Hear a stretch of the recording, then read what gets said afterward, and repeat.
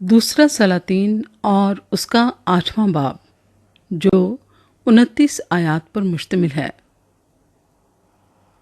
شونیمی عورت واپس آتی ہے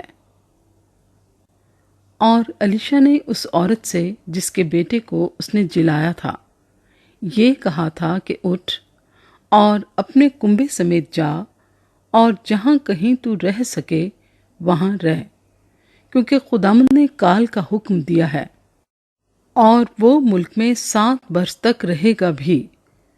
تب اس عورت نے اٹھ کر مرد خدا کے کہنے کے مطابق کیا اور اپنے کنبے سمیت جا کر فلسطیوں کے ملک میں 7 برس تک رہی۔ اور 7ویں سال کے آخر میں ایسا ہوا کہ یہ عورت فلسطیوں کے ملک سے لوٹی اور بادشاہ کے پاس اپنے گھر اور اپنی زمین کے لیے فریاد کرنے لگی۔ اس وقت بادشاہ مرد خدا کے خادم جہازی سے باتیں کر رہا تھا اور یہ کہہ رہا تھا کہ ذرا وہ سب بڑے بڑے کام جو الیشا نے کیے مجھے بتا۔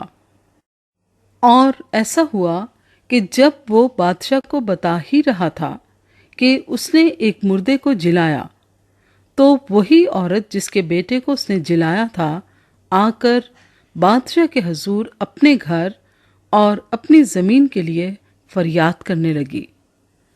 تب جہازی بول اٹھا، اے میرے مالک، اے بادشاہ، یہی وہ عورت ہے اور یہی اس کا بیٹا ہے جسے الیشا نے جلایا تھا۔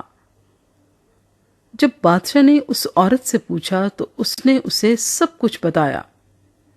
تب بادشاہ نے ایک خواجہ سرا کو اس کے لیے مقرر کر دیا اور فرمایا کہ سب کچھ جو اس کا تھا اور جب سے اس نے اس ملک کو چھوڑا اس وقت سے اب تک کی کھیت کی ساری پیداوار اس کو پھیر دو۔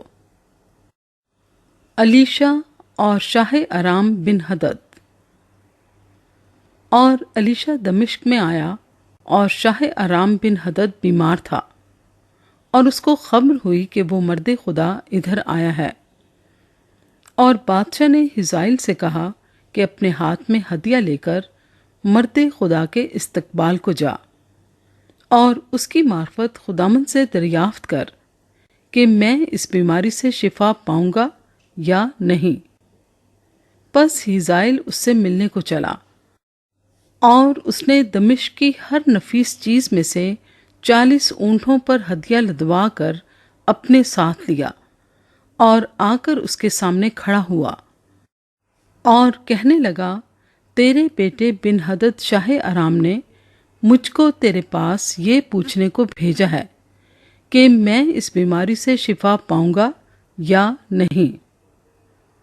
الیشا نے اس سے کہا، جا اس سے کہہ تو ضرور شفا پائے گا۔ تو بھی خداوند نے مجھ کو یہ بتایا ہے کہ وہ یقیناً مر جائے گا۔ اور وہ اس کی طرف ٹکٹکی باندھ کر دیکھتا رہا یہاں تک کہ وہ شرما گیا۔ پھر مرد خدا رونے لگا اور حزائیل نے کہا، میرا مالک روتا کیوں ہے؟ اس نے جواب دیا، اس لیے کہ میں اس بدی سے جو تو بنی اسرائیل سے کرے گا آگاہ ہوں۔ تو ان کے کلوں میں آگ لگائے گا اور ان کے جوانوں کو تہتیغ کرے گا اور ان کے بچوں کو پٹک پٹک کر ٹکڑے ٹکڑے کرے گا اور ان کی حاملہ عورتوں کو چیر ڈالے گا۔ حزائیل نے کہا، تیرے خادم کی جو کتے کے برابر ہے حقیقت ہی کیا ہے جو وہ ایسی بڑی بات کرے؟ الیشا نے جواب دیا، خداوند نے مجھے بتایا ہے کہ تو آرام کا بادشاہ ہوگا۔ پھر وہ الیشا سے رخصت ہوا اور اپنے آقا کے پاس آیا۔ اس نے پوچھا، الیشا نے تجھ سے کیا کہا؟ اس نے جواب دیا کہ اس نے مجھے بتایا کہ تو ضرور شفا پائے گا۔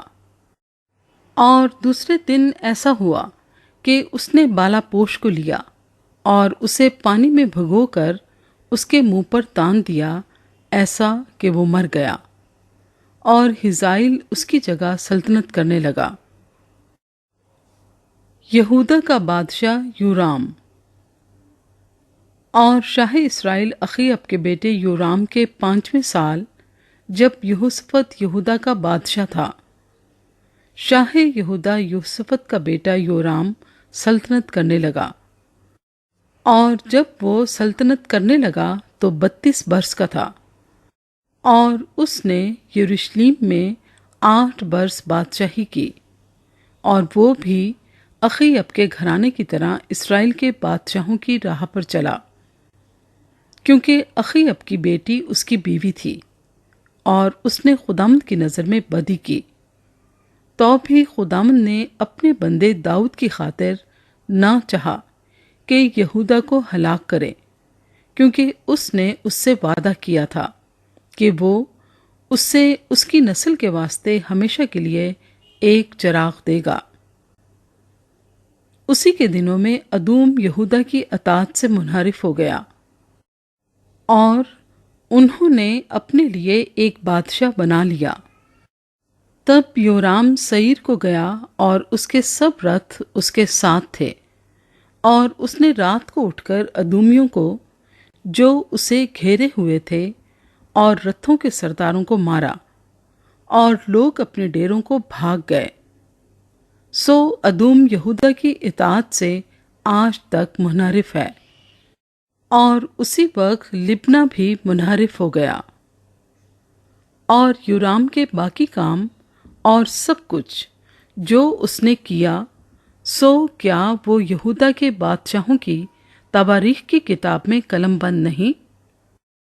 اور یورام اپنے باپ دادا کے ساتھ سو گیا، اور داؤد کے شہر میں اپنے باپ دادا کے ساتھ دفن ہوا، اور اس کا بیٹا اخزیہ اس کی جگہ بادشاہ ہوا۔ یہودا کا بادشاہ اخزیہ۔ اور شاہ اسرائیل اخیب کے بیٹے یورام کے 12ویں برس سے شاہ یہودا یہورام کا بیٹا اخزیہ سلطنت کرنے لگا۔ اخزیہ 22 برس کا تھا جب وہ سلطنت کرنے لگا، اور اس نے یروشلم میں 1 برس سلطنت کی۔ اس کی ماں کا نام عتلیہ تھا، جو شاہ اسرائیل عمری کی بیٹی تھی، اور وہ بھی اخیب کے گھرانے کی راہ پر چلا، اور اس نے اخیب کے گھرانے کی مانند خداوند کی نظر میں بدی کی، کیونکہ وہ اخیب کے گھرانے کا داماد تھا۔ اور وہ اخیب کے بیٹے یورام کے ساتھ رامات جلاد میں شاہ ارام حزائیل سے لڑنے کو گیا، اور ارامیوں نے یورام کو زخمی کیا۔ سو یورام بادشاہ لوٹ گیا تاکہ وہ یزریل میں ان زخموں کا علاج کرائے جو شاہ ارام حزائیل سے لڑتے وقت راما میں ارامیوں کے ہاتھ سے لگے تھے۔ اور شاہ یہودا یہورام کا بیٹا اخزیہ اخیب کے بیٹے یورام کو دیکھنے کے لیے یزریل میں آیا، کیونکہ وہ بیمار تھا۔